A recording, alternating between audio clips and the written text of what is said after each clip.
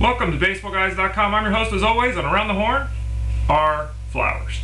Why am I wearing a Sharks hat and a Sharks jersey? It's playoff hockey, of course, folks. I got to shave my beard later today in preparation for that. I'm going to get a little scruffy over the next couple months because hopefully the Sharks will have a long and successful trip in the Stanley Cup playoffs. Back to the world of baseball, which is why you're all here. Let's start out with the case of Jason Heyward. Now, Jason Heyward has been batting sixth a lot, lower in the order than many people thought he would. Nate McLouth has been hitting second. Manager Freddie Gonzalez said, look, the reason that's happening is because, number one, I told the guys that's what I was going to do. Number two, I think it gives our lineup balance. Number three, I think it's a good thing for McLouth to be in the number two hole to get him to see more fastballs. Well, you can debate those issues if you want, but the interesting thing is the numbers say that Jason Heyward should be batting higher in the order. We talk about it all the time, 15 to 20 plate appearances per spot in the batting order that you drop over the course of the season. You lose those plate appearances. That means we're talking 60 to 80 plate appearances that Heyward is losing, hitting lower in the order. And I found this very interesting. This is a direct quote I'm going to read from Freddie Gonzalez, the manager of the Braves.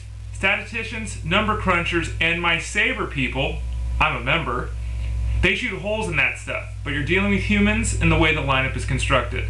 Odd that he would admit that the numbers and the data support going in a different direction, but Freddie Gonzalez is going to stick to his plan. He's going to keep McLouth at number 2 and Heyward at number 6. We'll have to see how it plays out. Alex Gordon. Been getting a lot of questions about Alex Gordon. He's off to a great start. He's hitting above 350 right now. But it's been 11 games, folks. You look at what he did the past 2 seasons.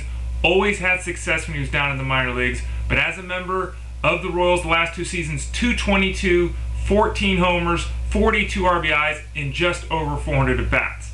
Now, he was the number 2 pick in 2005, so obviously he has talent. There was a bright future predicted for him at one point. But I'm going to need a lot more than 11 games to say I'm sold on Alex Gordon after his massive struggles the past 2 seasons. I'm cheering for the guy, don't get me wrong. But it's not time right now to look at him in a mixed league and think this guy is going to be an ace as a number 3 outfielder. Aroldis Chapman. Well, we got some worries with Aroldis Chapman, folks. The Cuban sensation who throws over 100 miles an hour, fastest ball ever recorded at 105, normally reaches 98, 99 on almost every pitch he throws. It's a fastball. Last night, he hit 94 once in his appearance. The rest of the time he was at 92, 93. In fact, he was down at 90, 91 on some of his fastballs. A lot of concern coming out of the Reds camp at this point. They're saying there's not an injury. They believe this might be a result of overuse. He threw 4 times in 5 days.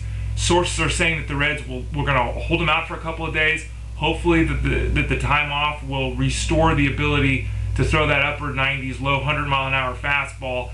It's a question at this point. If this happens once or twice, if he doesn't rebound quickly, maybe there'll be some more rumors again of the Reds moving Chapman back into the starting rotation where he can pitch every 5 days. It's great if you have an arm that can throw 100+ miles an hour, but if you're like Joel Zumaya and you can't do it day after day, not a tremendous amount of value having you throw out of the bullpen. Lance Berkman was all washed up. No one wanted a part of him. Moving him to the outfield, horrible idea for the Cardinals.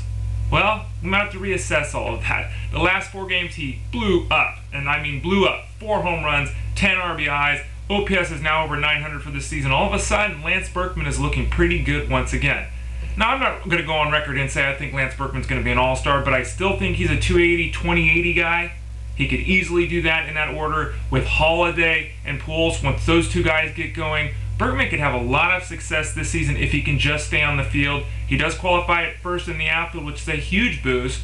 Don't give up on Lance Berkman quite yet. He's still got some game left. Carlos Pena, does he have any game left? Well, I mean, he hit under 200 last year. He hit 227 the year before.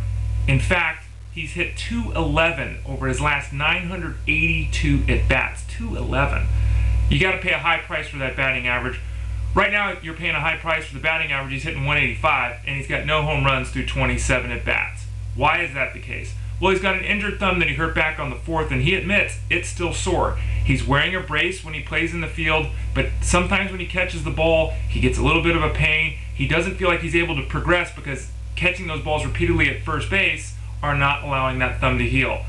Pena still has value because of the power he can bring, but be very careful about counting on him to bounce back to the 250 range and to be a 30 home run guy. It's debatable whether he's going to get there this season for the Cubs.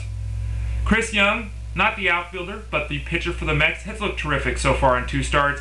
ERA is in the it's 1.5. His whip is barely 1. In fact, it's just under 1 at 0.97. A strikeout an inning. Looked fantastic. Everyone's running out to the waiver wire to add him. Well, now he's got biceps tendonitis. He's going to have his start pushed back from Friday to Sunday. The Mets hope this will do the trick. I am not convinced. When Chris Young is healthy, he can be a very good and very dominant pitcher, but he's never healthy. This is what we've seen from him the past few years. Hopefully you didn't take a big risk on draft day or picking him up in a deal, because as good as he's looked thus far, it's still an utter crapshoot whether this guy can even make 20 starts this season. And then finally, Pablo Sandoval. He's looked great. He had a home run last night. He's batting .357. He's got an OPS of .910. Everyone seems happy with him. The weight loss has made a huge difference to him on the defensive side of things. It's also obviously helped on offense. He's focusing better. Lots of things to like with Sandoval. At the same time, his approach is still a little bit spotty. He's got 8 strikeouts and only 2 walks. If he was a little more discerning at the plate, it would go a long way to allowing him to sustain the production we've seen from him at the start. If he took a chance on Sandoval, you've been rewarded for it so far. And it looks like you're going to be rewarded with a big season after a vastly disappointing 2010 effort. I'm Ray Flowers, BaseballGuys.com. Thanks for joining me. Go Sharks, and I'll talk to you all again soon.